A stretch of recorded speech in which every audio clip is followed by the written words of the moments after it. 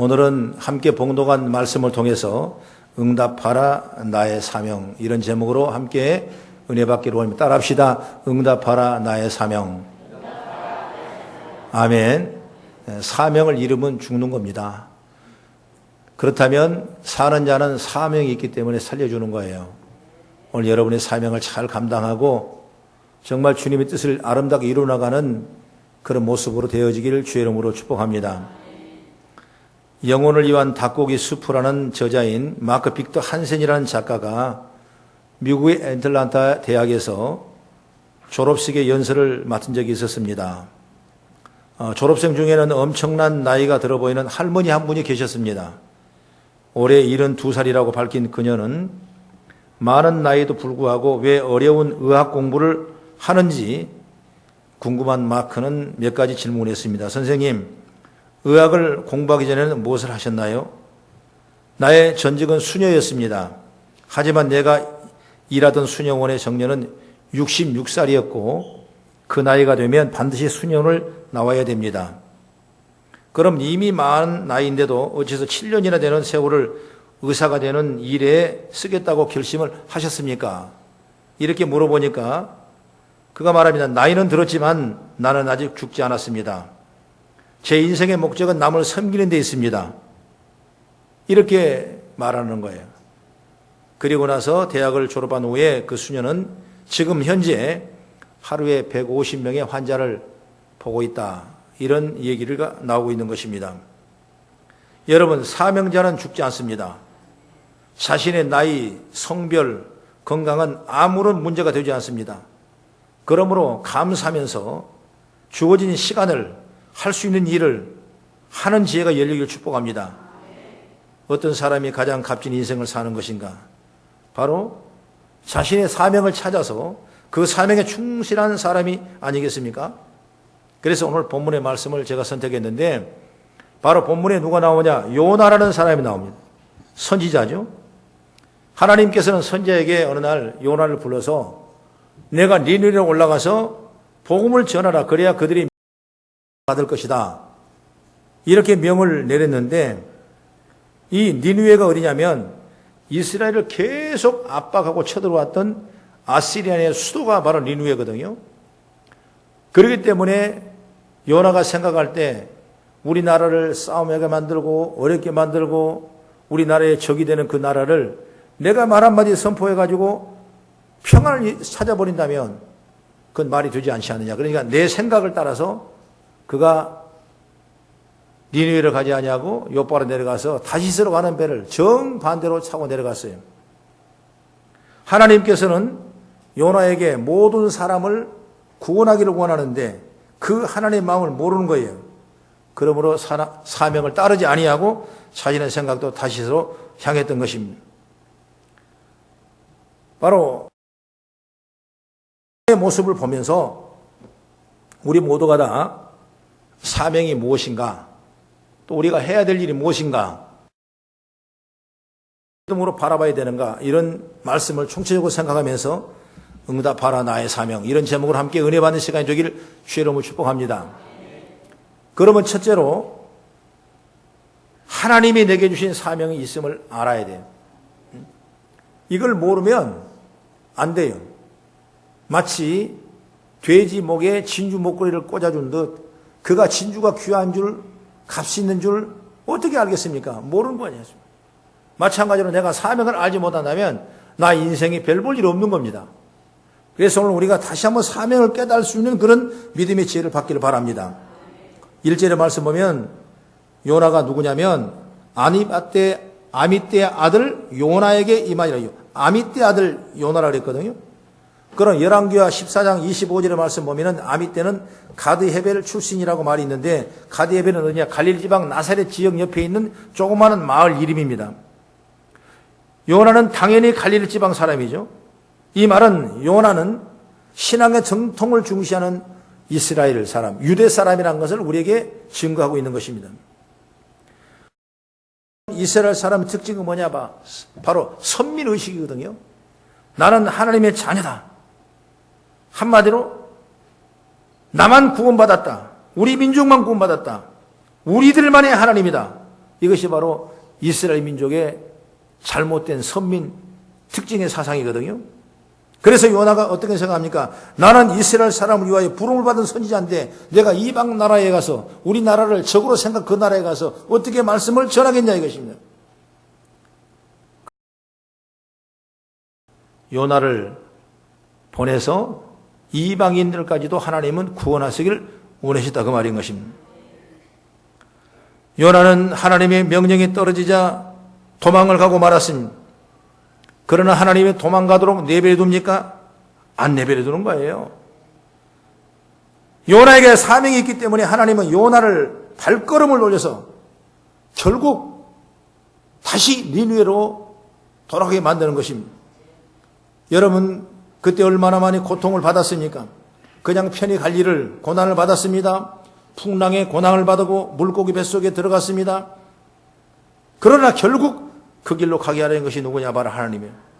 그것이 하나님께서 주신 사명이기 때문에 요나는 니느웨로 가서 하나님의 말씀을 전파하고 그 말씀이 떨어지자 니느웨 성에 40년 동안 하나님의 말씀으로 태평했다는 것을 성경을 우리에게 말씀하고 있는 것입니다.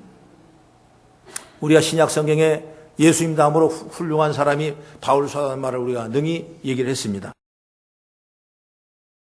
하나님이 자신을 이방인에게 복음을 전하는 사도로 부르셨다는 사실을 안 거예요.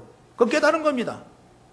베드로는 예수님의 제자 중에 가장 첫 제자인데 그 제자는 뭐냐? 바로 유대인들을 복음을 증언하는 사명으로 사용했고 오늘 바울은 그가 하나님의 왜 나를 예수 믿게 하셨는가 알고 보니까 이방 나라에 가서 복음을 전할 수 있도록 하나님께서 사명을 주셨다는 걸 바울은 깨달았다고 말해요. 사람이 살아가면서 깨달는 지혜를 받기를 바랍니다. 사람이 은혜를 받으려면 지나가는 새를 보고도 깨달아요. 그러나 은혜를 받지 못하려면 내 앞에 벼락이 떨어져도 알지를 못하는 겁니다. 그렇기 때문에 사람의 깨닫는 건 얼마나 귀한지 몰라요. 여러분이 기도하고 말씀 듣고 예배할 때 하나님이 깨달은 역사의 길을 주의 이름으로 축원합니다. 사도 바울은 사명을 깨달았어요. 자신이 사명이 뭔지를 알았어요. 그렇기 때문에 사도행 20장 24절의 말씀 보면은 내가 달려갈 길, 그 길, 주 예수께서 받은 사명, 곧 하나님의 은혜의 복음을 증거하는 일을 마치려 하면은 나의 생명을 조금도 귀하게 여기지 아니하리라고 이렇게 말씀했지 않습니까? 얼마나 귀한 결단이고 고백이에요. 생명도 귀하지 않게 생각하고 하나님이 이방인을 위해서 복음을 증거하는 일에 감당하는 사도 바울의 모습을 볼 수가 있는 것이죠. 요나에게 이방인에게 복음을 전하는 사명을 주셨듯이 하나님은 우리 모두에게 각각 다 각자에게 사명을 주셨어요. 사명을 주셨어요. 하나님은 우리 모두를 불러서 인쳐주시고 지명하여 부르시고 내가 있는 내 속에 있는 죄를 내 삶에 있는 죄를 하나님께서는 독생자 예수 그리스도를 통해서 십자가의 피를 통해서 십자가의 고통을 통해서 우리 죄를 다 씻어주시고 우리 죄 대신에 대속 제물로 예수님이 십자가에 죽으심이 그것 때문에 우리가 하나님의 자녀로 삼아주셨어요. 그랬는데 하나님께서 우리에게 사명을 안 주시겠냐 이것입니다. 여러분 그 피값이 우리에게 죄사함을 받고 하나님의 자녀가 됐다면 우리 하나님의 일을 이뤄나가는 그런 귀한 사명을 감당해야 될 줄로 믿습니다. 우리 모두에게 사명을 주셨어요. 모두에게 일을 주셨어요.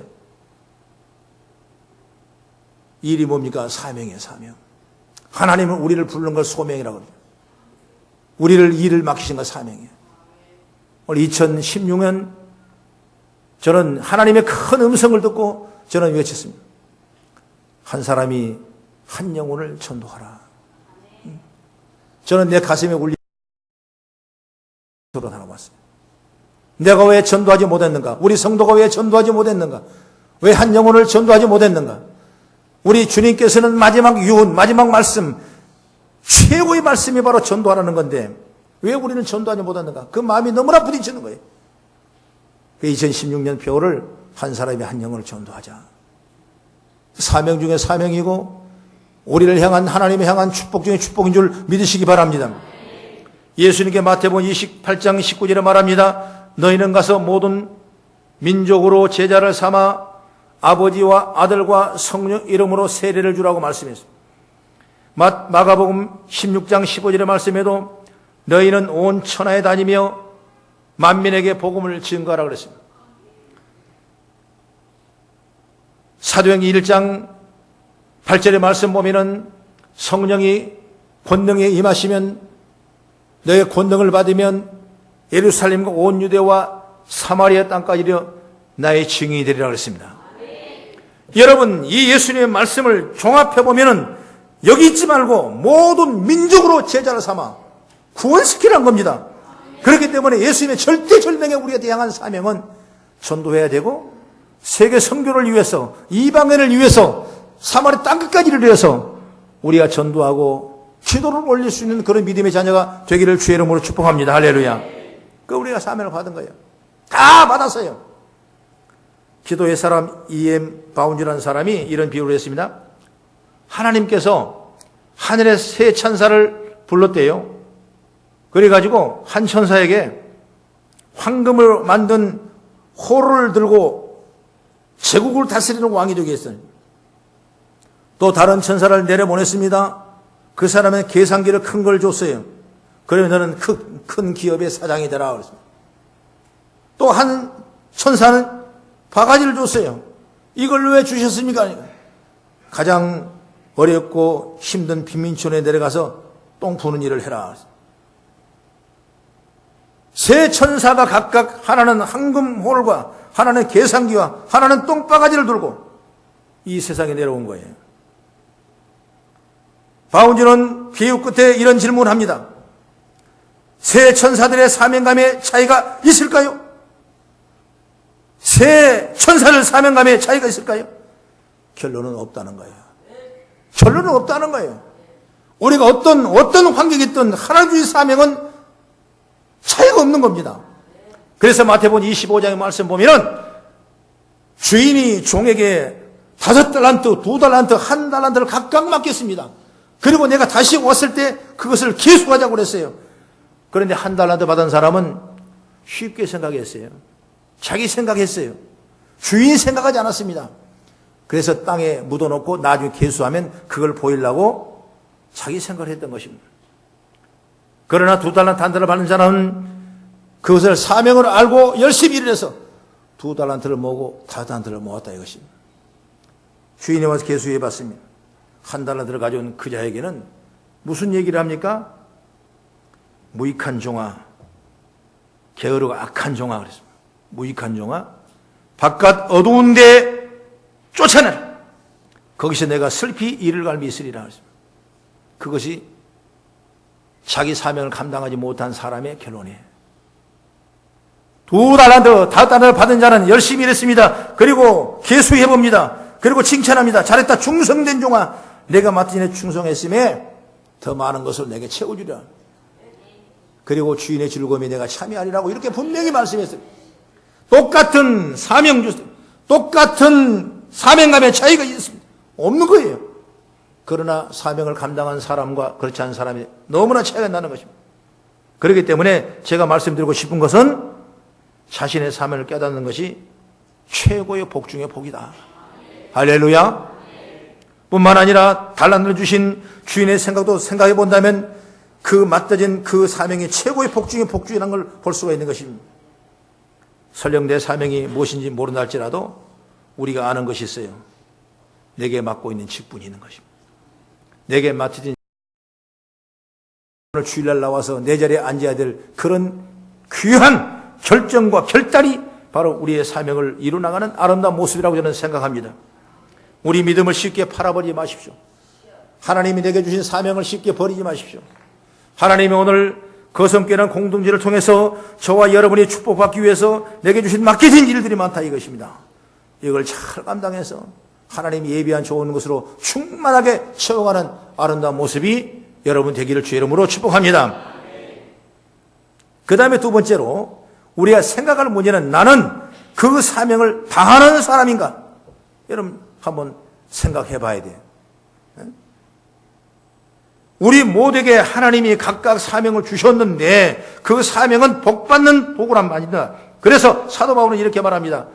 디모데후서 4장 4절 7절 8절 말씀 보면은 나는 선한 싸움을 싸우고 달려갈 길을 다 마치고 믿음을 지켰으니 이제 후로는 나를 위하여 의의 멸관이 예비됐으므로 주곧 의로우신 이 반장이 그날에 내게 주실 것이며 내게만 아니라 주의 나타나심을 사모하는 그들에게도 함께하니라.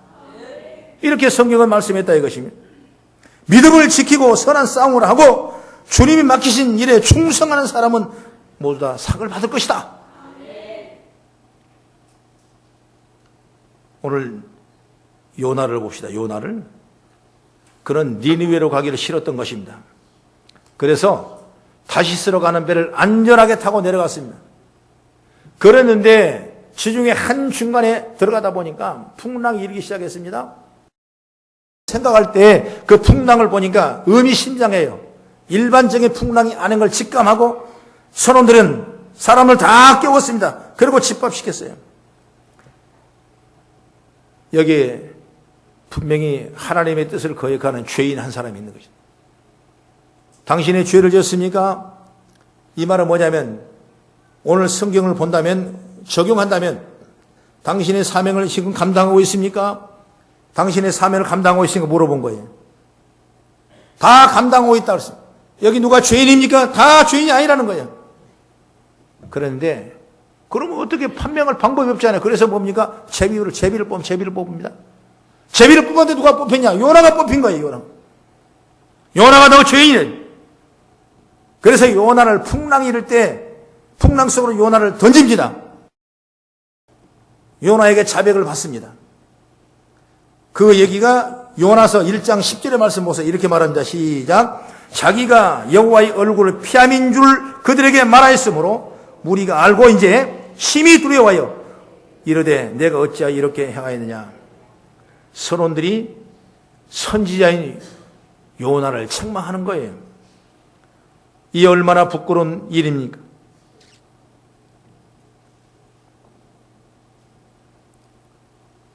우리가 사명을 감당하지 못하면 부끄러운 일을 당하는 거예요. 어려운 일을 당하는 겁니다. 사무엘상 17장의 말씀 보면 블레셋 군인이 나오죠. 거기에 그들이 이스라엘 민족을 얼마나 아주 핍박하고 전투했는지 몰라요. 그 이스라엘 민족은 하나님의 말씀을 따라가지 아니하고 사울 왕이 이미 하나님 앞에 인정받지 못했기 때문에 엄청난 블레셋 사람으로 고통을 받는데 하물며 그때 어떤 사람이 나오냐? 골리앗 사람이 나오지 않습니까? 골리앗 사람은 구척장신이고 대단한 키가 큰 사람인데 그냥 떠들어댑니다. 너희 하나님 나오라. 이스라엘 너희들 나오라. 내가 너희를 칼로 쳐서 너를 죽이고 너를 목을 매달아 새의 밥이 되게 할 것이다. 이렇게 그냥 대단하게 창피를 주는 겁니다. 왕도 있고 그 아들도 있고 장군들도 있고 군인들도 있었지만은 골리앗 앞에 나갈 수 있는 사람은 아무도 없어요. 온갖 창피를 당하는 겁니다. 동안 성경의 말씀 보니까 40일 동안을 창피를 당하는 거예요. 부끄러움을 당하는 거예요. 우리는 알지만 만약 그때 다윗이라는 사람이 없었다면 이스라엘 민족은 얼마나 부끄러움과 창피함을 당했을 것입니다. 하나님께서는 다윗을 통해서 사명을 감당하게 했습니다. 골리앗 앞에 나갔습니다. 나는 칼과 단창으로 나오지만 나는 만군의 여호와 이름으로 나가면서 물맷돌로 골리앗을 쳤을 때 골리앗을 그 직수 죽는 역사가 일어나지 않습니까? 만약 다윗이 없었다면 이스라엘 민족은 얼마나 많은 부끄러움을 당해 무려 40일 동안 그렇게 고함을 치고 소리를 지르고 나오라고 내 칼로 쳐서 너희들을 새의 밥이 되겠다고 이렇게 부끄러움을 줘도 누구 하나 나올 수 없었어요. 우리가 믿음으로 살지 않으면, 내가 믿음으로 살지 않으면, 내가 십자가 바라보지 않으면, 내가 믿음의 축복을 받지 않으면, 내가 아무리 명예가 올라가고 내가 부유할지라도 나는 부끄러움을 당할 수밖에 없는 거예요. 우리는 이미 선택한 백성이기 때문에 하나님 주신 사명을 잘 감당하고 믿음으로 굳건히 붙잡아 있어야지 내가 축복받은 것이지, 그렇지 않으면 안 되는 겁니다. 개인의 생각을 접으십시오. 우리 인간의 생각을 접으십시오. 하나님은 우리의 위에 큰 우산을 펴고 있는 것입니다. 그리고 구름 기둥과 불 기둥으로 보호하는 것입니다. 그리고 당신의 일을 하기를 원하고 기뻐한 일을 감당하기를 원하는 거예요. 그것이 우리가 사명이에요. 어찌 보면은 오늘 주일날 예배 나오는 것을 영적으로 보면 순교하고 나온 겁니다. 그렇잖아요. 순교자예요, 순교자. 세상에 주일 지키기가 너무 어렵습니다. 학생들 주일 지키기가 어려워요. 어린아이들 주일 예배드리기가 너무 어려워요.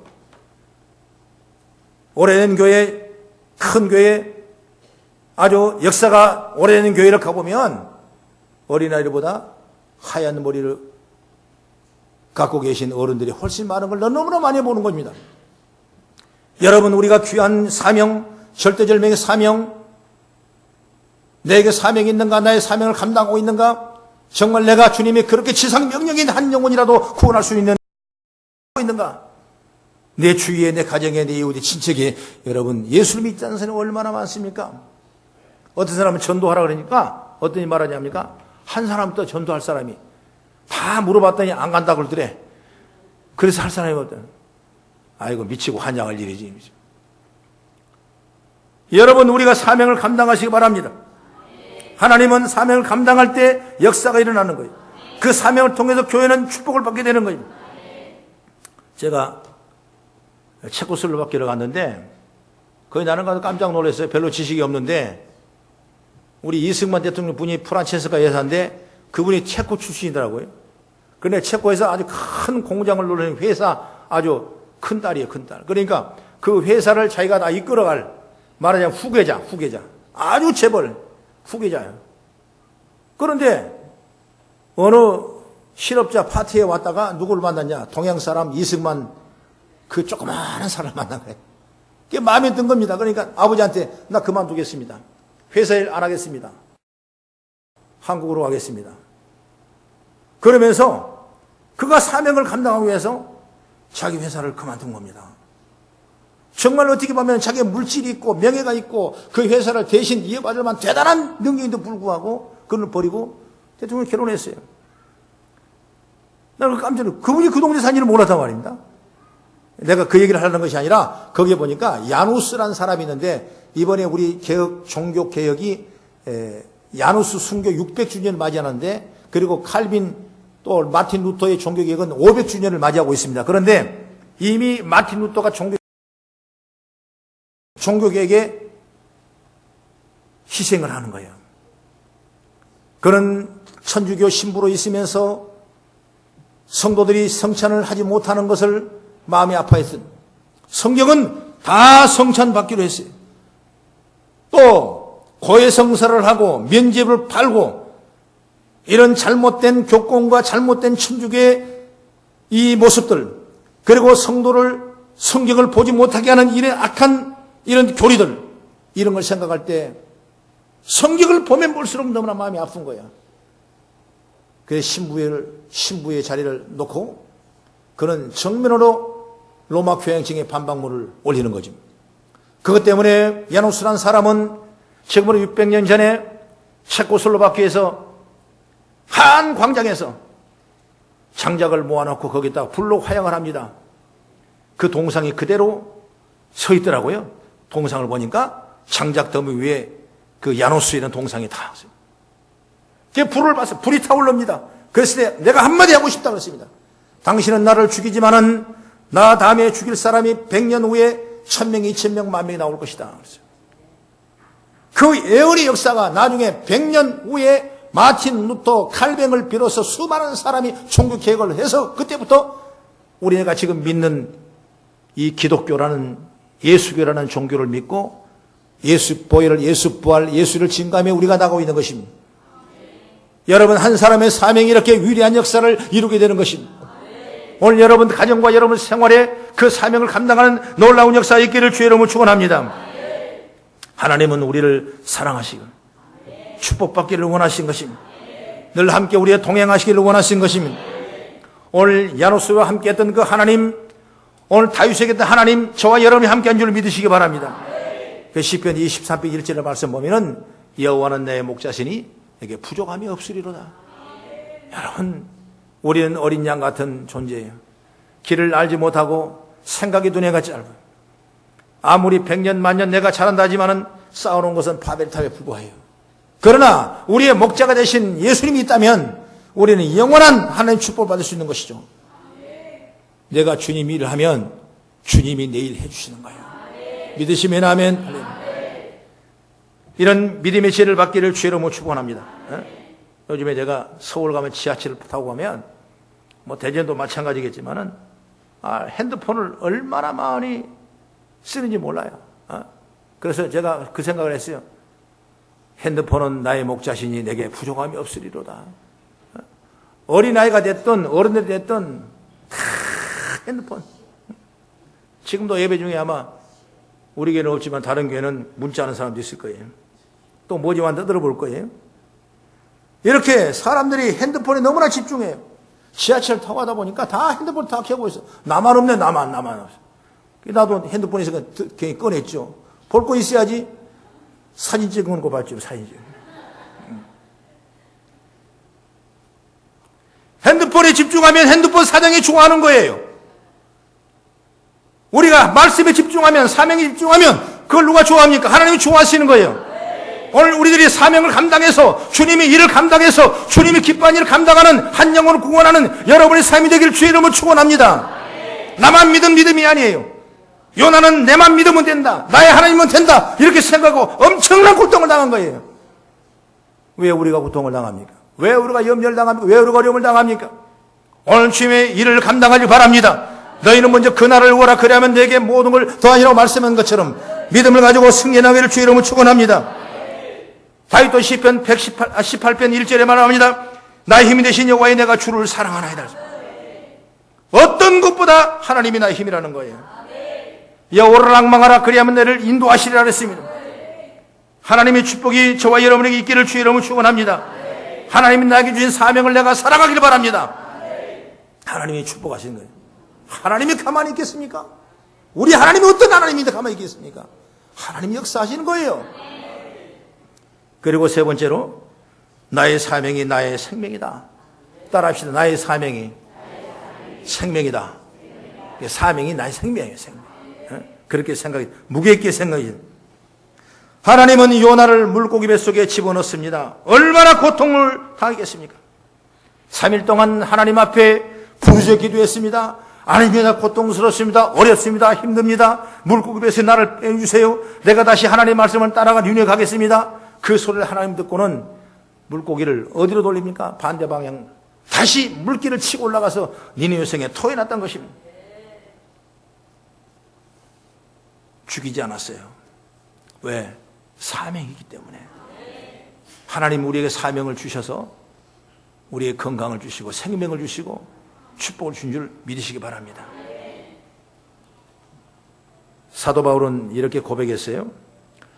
고린도서 9장 16절 17절의 말씀 보면 내가 복음을 전할지라도 자랑할 것이 없으면 내가 부득불을 할 일임이라. 부득불을 할 일임이라. 만일 복음을 전하지 아니하면 내게 화가 있을 것이로다. 내가 내 자유로 이것을 행하면 상을 얻으려니와 내가 자유로 아니한다 할지라도 나는 사명을 받았노라. 사명을 받았다는 건 생명을 받았다 이것입니다.